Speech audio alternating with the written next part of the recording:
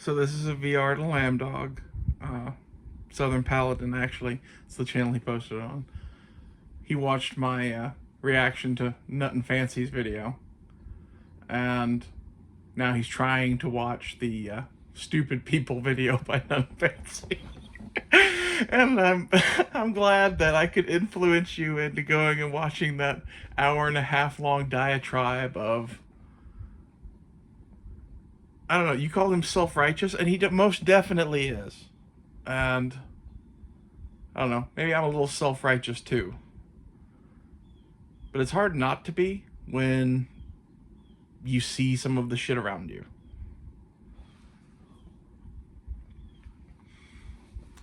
As far as the unrealized capital gains, the fuck if I know, man. Could be a good thing, could be a bad thing. It seems to me that we could rein in the whole millionaires being solvent thing that you talked about in some other way. It's like my grandma having to pay X amount of dollars every year on her house because the whole market has gone up in value. Seems kind of crazy. This is from someone that really doesn't give a fuck about economics that much. Like, I do, but I don't. And there's a whole bunch of shit in that topic that I'm just like, okay, right then. I will defer to your opinion. And if you think it's a good thing, then, I don't know, maybe I should re-examine my position on it. But as far as my favorite lieutenant colonel is Henry Blake from MASH. For the simple reason that he didn't even run his own outfit. Like, if you watch that show, Radar, the corporal, makes the whole machine work. The colonel doesn't know how to do anything. He's barely in the army, and as a result, his company clerk, makes sure that everything gets done. And I just always found that particularly funny, and the fact that he wore a fishing hat all the time, and he had a line once where he's like, man, I've got a real soft spot for kids. I'm a former child myself. Like, how can you just not love that? I'm a big fan of the show MASH. And I'm sorry if my video or nutnfancy's video or some combination thereof has driven you off the deep end. You seemed a little, like, crazy in your fucking video, man. I'm sorry I'm torturing you with an hour and a half of nutnfancy playing stupid people on TikTok and Instagram and pointing out that this is probably not a good thing for our future. But I do pretty much agree with him. Like, I think some of his religious shit that he put into it is stuff that I would put under, I personally believe this, I'm not going to enforce that on others. And it's kind of like me saying, if I were the emperor of the world, well, I'm never going to be the emperor of the world, so my opinion really doesn't matter. But at the same time, I really hate the Democrats. Nancy Pelosi in chains, goddammit. Come on. At least admit that would be fun.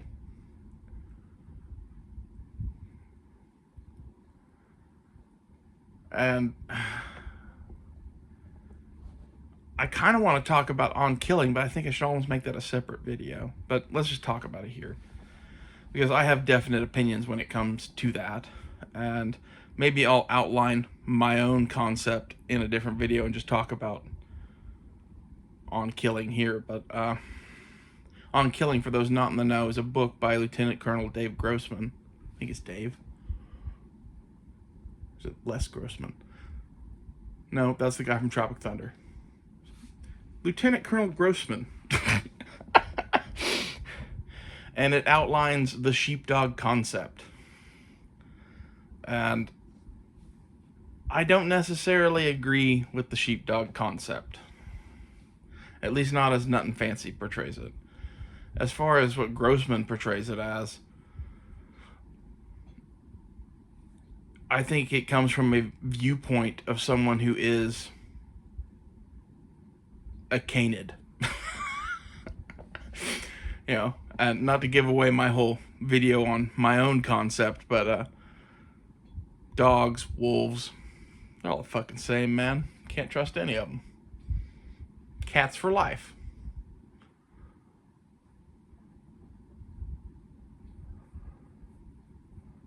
As far as the shell going after the yolk or some shit like that, I don't know, man.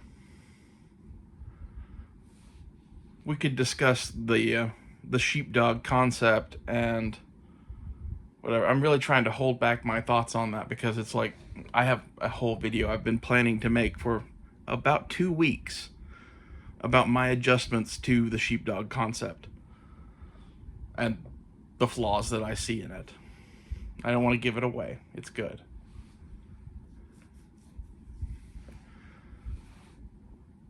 But in general, I don't trust dogs, whether they're wolves or sheepdogs. And me personally, I'm none of the above. You know, maybe I'm the shepherd, or maybe I'm the trees next to where the fucking sheep live on the pasture. I don't know. Again, I don't want to give away my video, but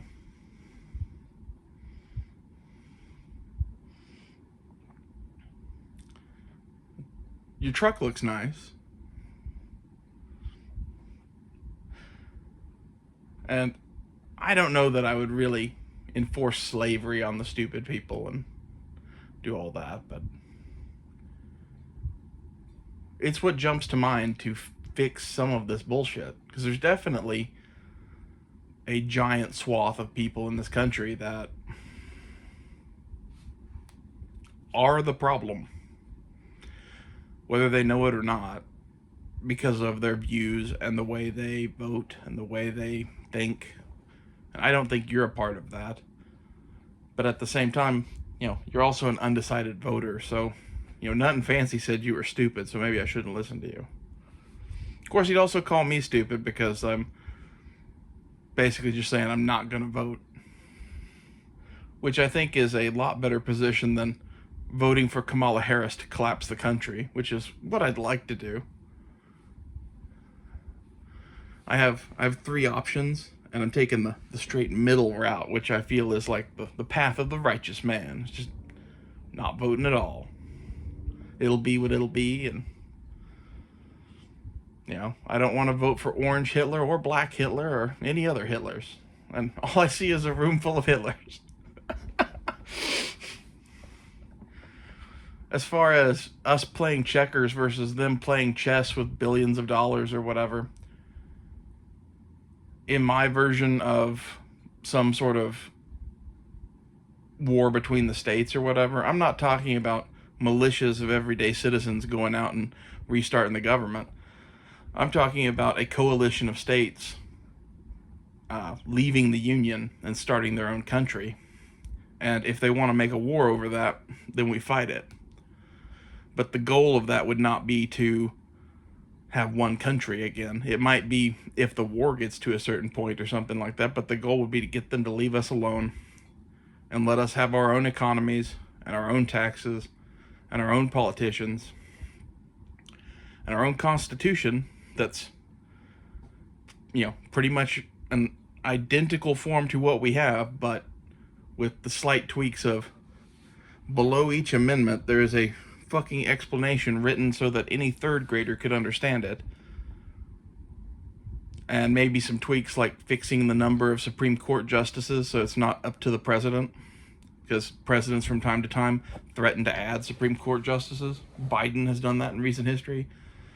Roosevelt did that. I'd fix that. I'd put some term limits on Congress. Minor tweaks. You know? Minor tweaks that I think even our founding fathers would be like, that a boy about. I wouldn't institute a slave system, as much fun as that sounds. But the temptation is definitely there. And if you just gave me all the power in the world and I could make my own little fucked up version of America, why not?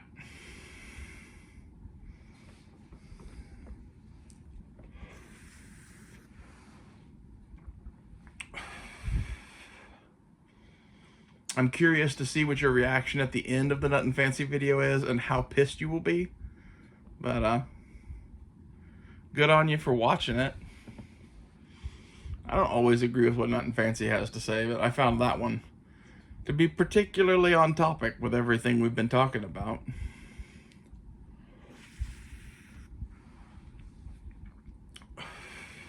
And the thing I really don't understand is how he can look at the situation from his viewpoint and still be like, we gotta keep voting for Trump because voting for Trump means bailing water, and bailing water is better than sticking holes in the boat.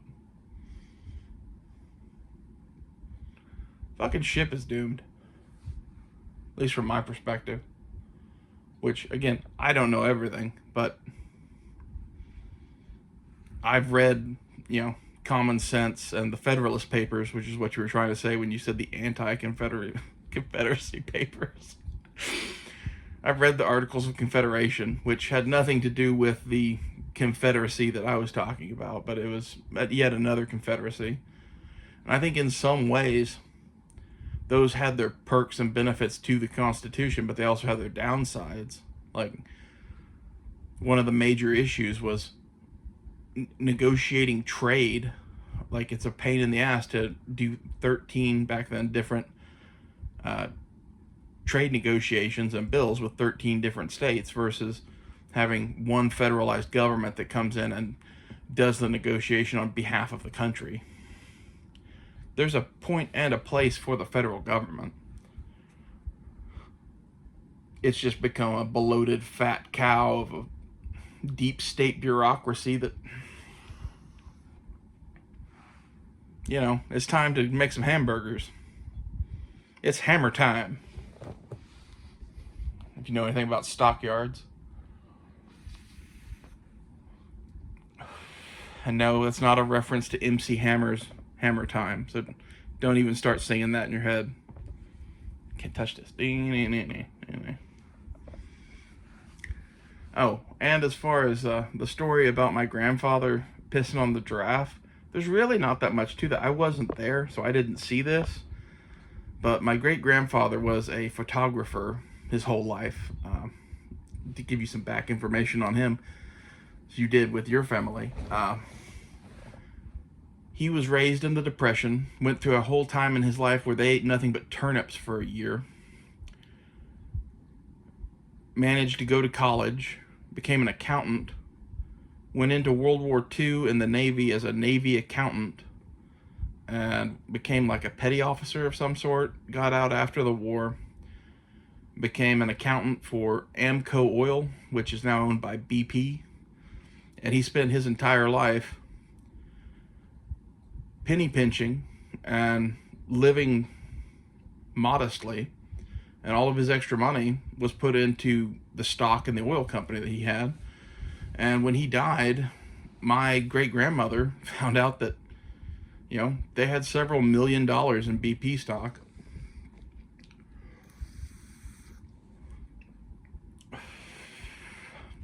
And she went and bought a new car, put a deck on the back of the house, and did a whole bunch of shit. Took a trip to Alaska with my grandmother. She enjoyed the last 10 years of her life because her husband had squirreled away so much money, and she didn't even put a dent in that. When it came time to give money to her kids, each kid got plenty of money. And when she died, she even gave each of the grandkids and great-grandkids a chunk of money. Like, I don't know what everybody got, but I got like $2,000. Just as, buy something that will always make you think of me. And I used that to buy a Browning automatic rifle, which was really cool. It was one of those things where right about that same time I had come into a parts kit on an 80% receiver of a BAR, and was like, how am I going to do this? And then got handed $2,000 and was like, well, shit, if I make this thing active, it goes from being a $3,000 thing of parts with a receiver to a $6,000-ish complete gun. And I did that and had a lot of fun with it and played around with it. Always wanted a BAR. And eventually sold it and put that money into other stuff. You know, unrealized capital gains. Became realized capital gains then.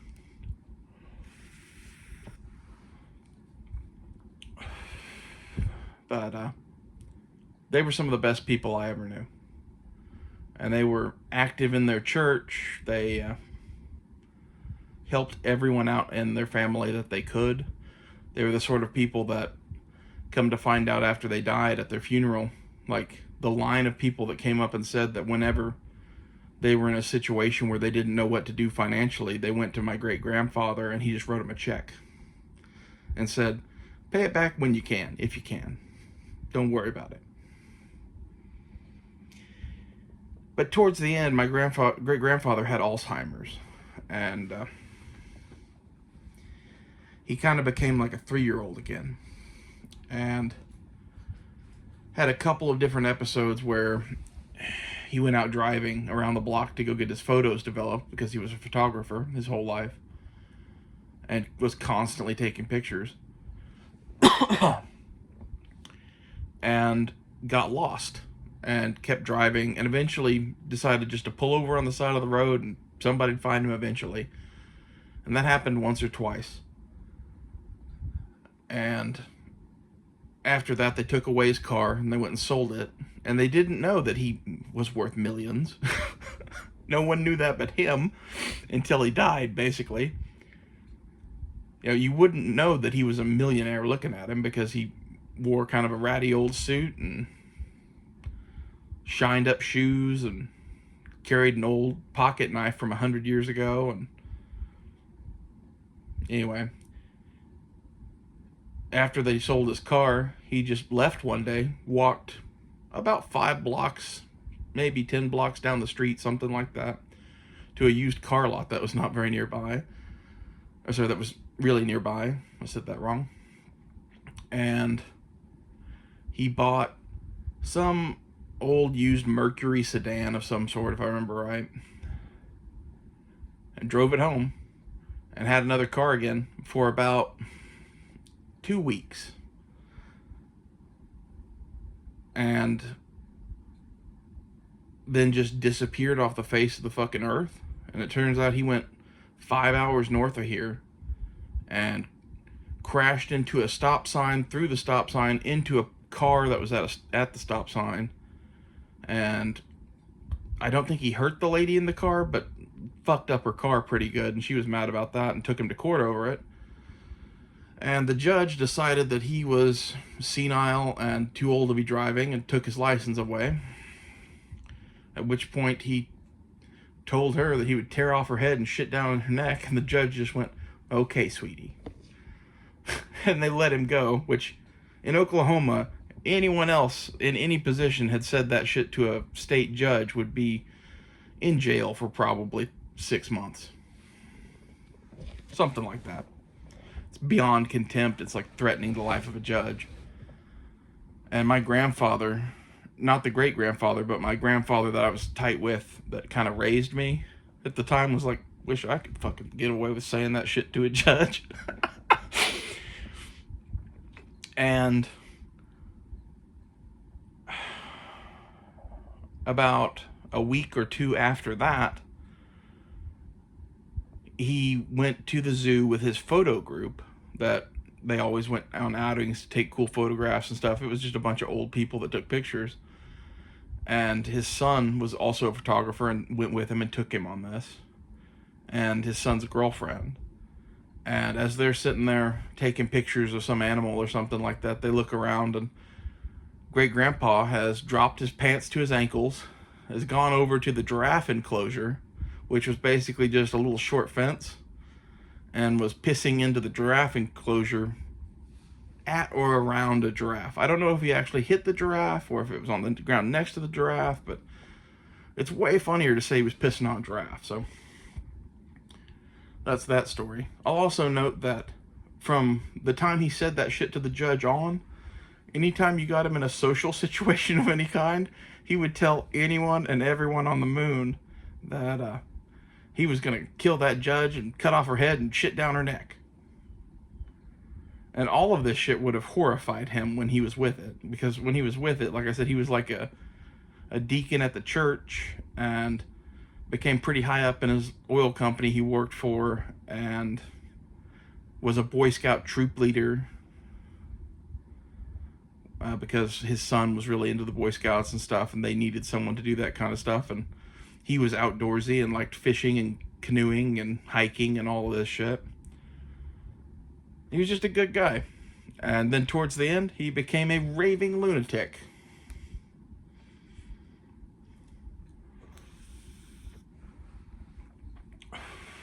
So that's that story. I'll film my video on my thoughts on killing next, and I'll post it. I'll see you guys later.